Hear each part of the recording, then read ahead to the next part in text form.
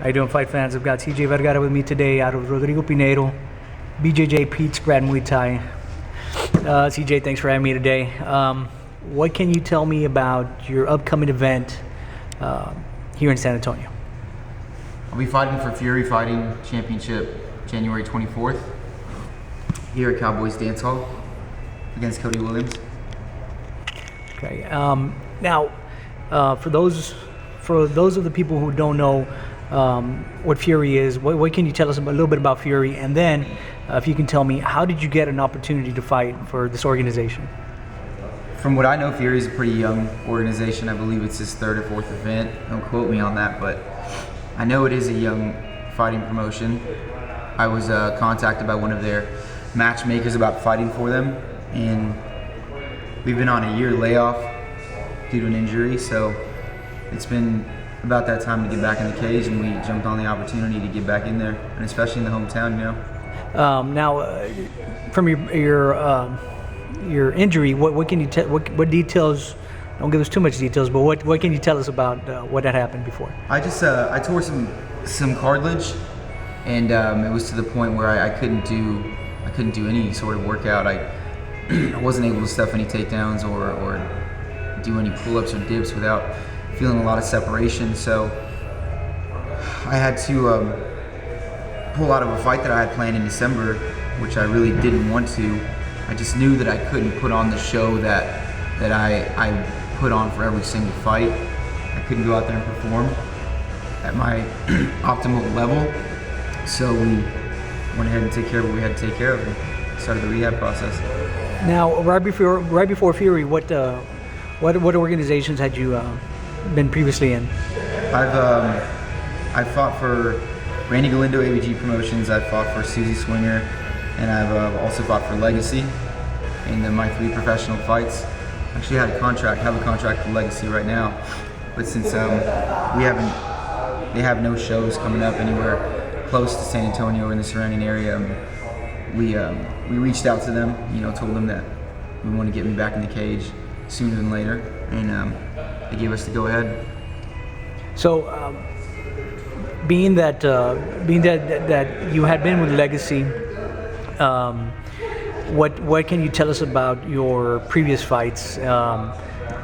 Give me a little bit of your insight, Give us some insight on your previous fights, and a little bit on your upcoming fight. What can you tell us about your opponent?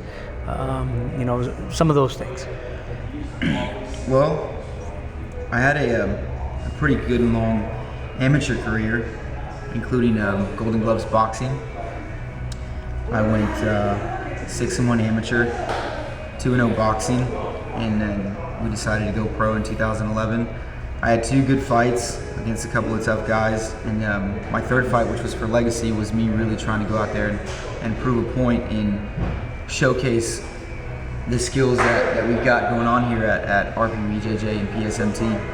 So I went out and got a first round knockout and tried to make as much noise as I possibly could with that. I'm sorry, go on. No, you go ahead.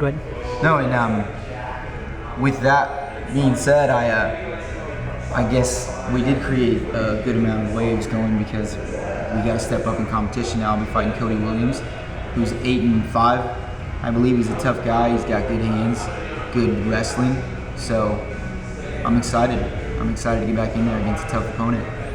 Now, being that you've been here at Rodrigo Pinheiro, Pete Spratt, how has that elevated your training and your competition?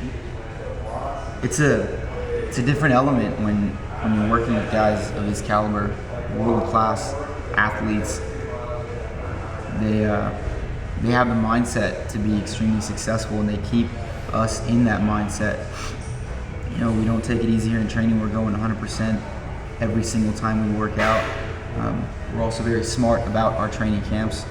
We're not just caveman clubbing it every single day either, but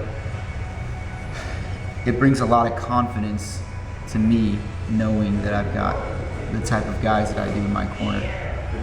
Now, how did you get in? Just give us a little insight. How did you get into this sport? Brazilian Jiu-Jitsu to fighting. And I've had the fighting spirit since I was born, you know. This is what I was born to do, and I knew that from a young age. Just like everybody else, I was into Dragon Ball Z and Mortal Kombat, you know. That's who I wanted to be when I grew up, was Batman, you know. And so I remember seeing Chuck Liddell and Tito Ortiz fight, and something was screaming at me, you know, this is what you're gonna do. This is exactly what you're gonna do.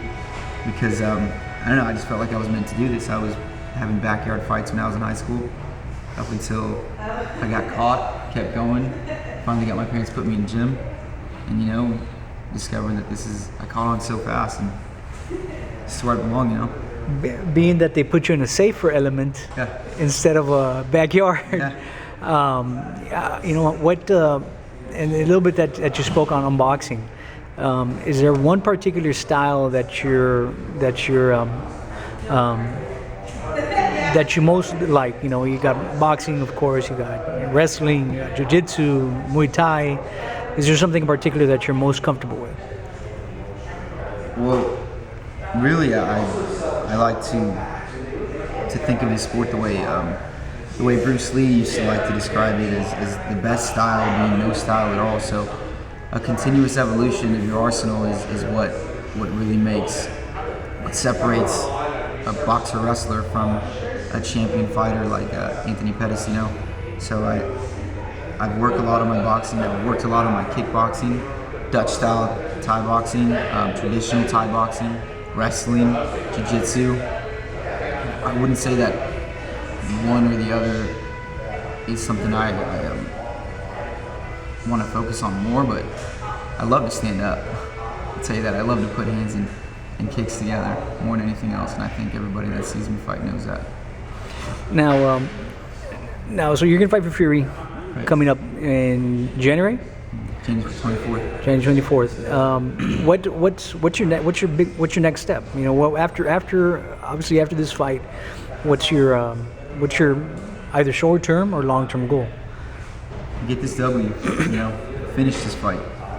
I'm not going to go out there and fight to win. I'm going to go out there and fight to finish. So, letting my fighting speak for me louder than I ever could is my short-term goal right now. And continuing to get these wins up, make my way up as fast and as smart as I possibly can. And I will be in the UFC. You will see me in the UFC without a doubt in my mind. I know that this is where I'm going. I've been doing everything I have to do the right way, and that's where this road's going. Now, being an athlete, I mean, we're meeting pretty early. Being an athlete, you know, how do you get your support from home? How's that element? I've had a great support system since I started this stuff. Once my parents saw that I was getting pretty good at this and saw how much passion I have for it, they back me 100%, and they always have.